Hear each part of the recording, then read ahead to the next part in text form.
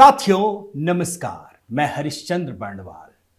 पश्चिम बंगाल में केंद्रीय गृह मंत्री अमित शाह का मिशन 35, जी हां मिशन 35, उसकी रणनीति पूरी हो गई है। और मिशन 35 का मतलब क्या है आप समझ रहे हैं ना। लोकसभा चुनाव में पश्चिम बंगाल में 42 सीटें हैं, उसमें 35 सीटों पर जीत की गारंटी, और ये पूरा हो गया है। अब इसके पीछे कौन कौन से गणित ने काम किया है, होगा कैसे 42 में 35 सीटें भाजपा के लिए, और भाजपा के चाणक्य बता रहे हैं। आज इसी को डिकोड कर रहा हूं। तो सबसे पहले आपको दोस्तों, तृणमूल कांग्रेस के दिग्गज नेता ममता बनर्जी के भतीजे और टीएमसी में नंबर 2 की हैसियत रखने वाले अभिषेक बनर्जी का एक बयान सुनाता हूं। और बिल्कुल ताजा तरीन 1-2 दिन पुरानी बाइट है, वो आपको कुछ हिस्सा सुना रहा हूं, आप पहले ये सुन लीजिए। I have said it very clearly that in the last 7 months, if you see in the last 210 days, you take out from your archives and see what Adir Chaudhary has said. And he is not just any other Congress leader, he is the PCC president. Also the leader of the Congress party in the Lok Sabha. So he is challenging the Chief Minister of Bengal, the chairperson of All India Trinamool Congress. The PCC of Congress in West Bengal is demanding a president's rule in West Bengal. These are not statements of BJP state president. These are not statements of BJP ministers. These are statements of the PCC chief and the Lok Sabha leader of the Congress.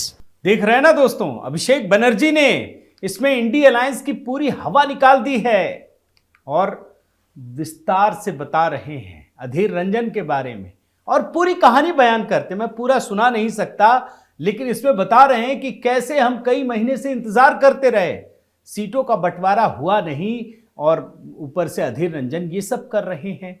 लेकिन कहानी सिर्फ इतनी नहीं है, मगर इस बयान से इतना तो साफ हो गया दोस्तों कि महाराष्ट्र में महाविकास अघाड़ी और बिहार में महागठबंधन की राजनीति का दम खत्म करने के बाद पश्चिम बंगाल में स्थिति ऐसी हो गई कि इंडी अलायंस की हवा खुद ममता बनर्जी ने निकाल दी है। और उसके बाद कांग्रेस की भारत जोड़ो न्याय यात्रा के समर्थन में, ये पश्चिम बंगाल की बात बता रहा हूं, सीपीएम खुलकर पश्चिम बंगाल में सामने आ गई है।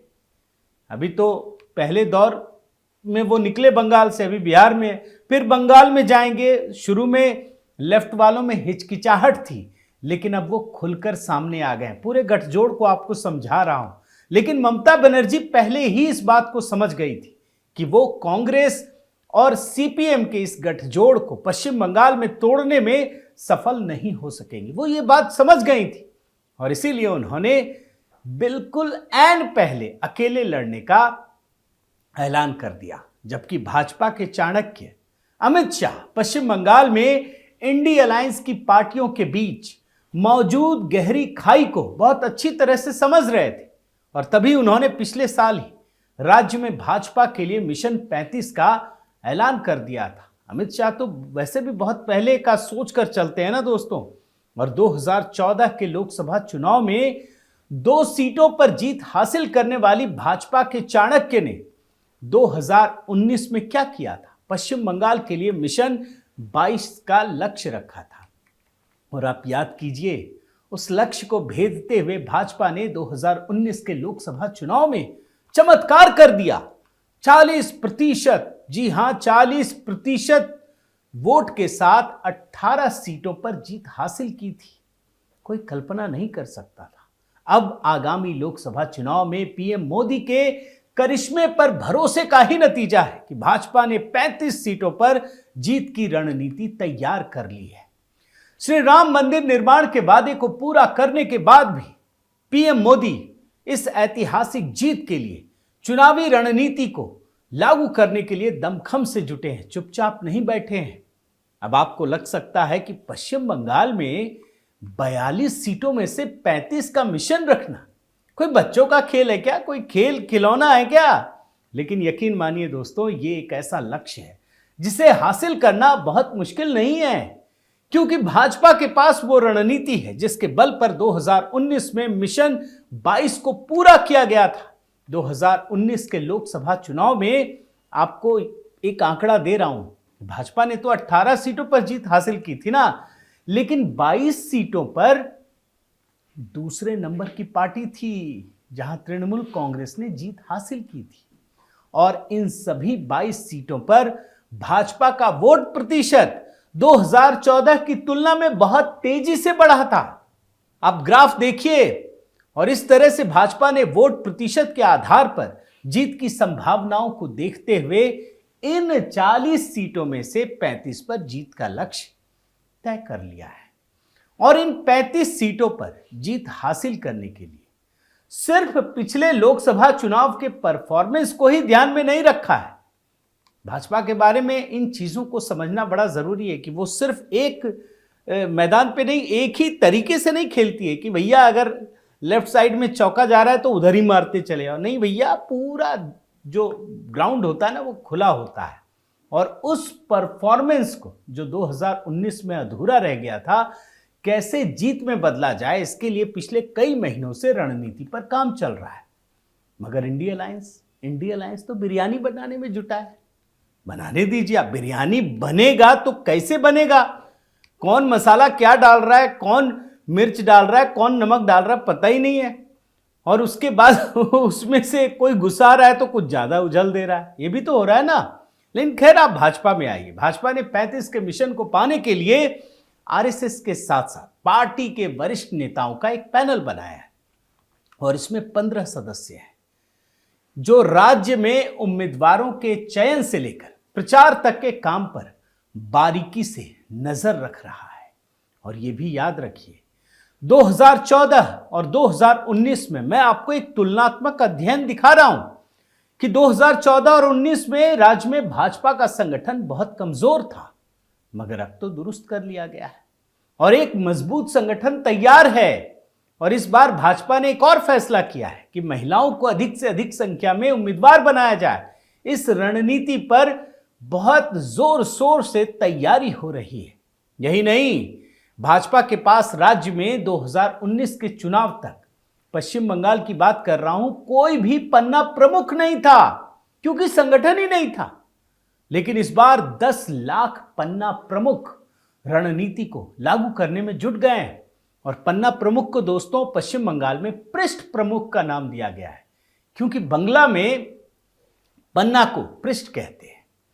अब ये पन्ना प्रमुख अमित शाह के लिए वो तुरुप का पत्ता है, इक्का है, जिसके जरिए हर एक वोटर के परिवार के साथ भाजपा का कार्यकर्ता सीधे जुड़ता है और इस तरह से एक पन्ना प्रमुख 5 से 6 परिवारों के साथ सीधा रिश्ता बनाता है।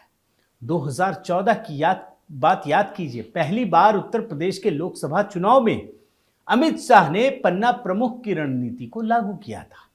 क्या हुआ? इसने प्रधानमंत्री मोदी के करिश्मे के साथ मिलकर भाजपा को 80 में से 71 सीटों पर चमत्कारिक, जी हां चमत्कारिक जीत दिलाई थी। किसी को उम्मीद नहीं थी। वही पन्ना प्रमुख इस बार पश्चिम बंगाल में भी प्रधानमंत्री मोदी के नेतृत्व में करिश्मा दिखाने के लिए तैयार है और इस करिश्मे को हर एक मतदाता तक पहुंचाने के लिए सोशल मीडिया को भी रणनीति में शामिल किया गया है। कितने पक्ष हो गए आप समझ रहे हैं?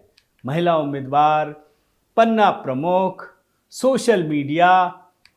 अब दूसरी तरफ ममता बनर्जी का देखिए, उसने कांग्रेस और सीपीएम से दूरी बनाकर यह साफ कर दिया है कि तृणमूल कांग्रेस राज्य के मुस्लिम वोट बैंक का बंटवारा कांग्रेस और वामपंथी दलों के साथ करने को तैयार नहीं। ये झगड़ा किसका है, इस बात को समझ लीजिए।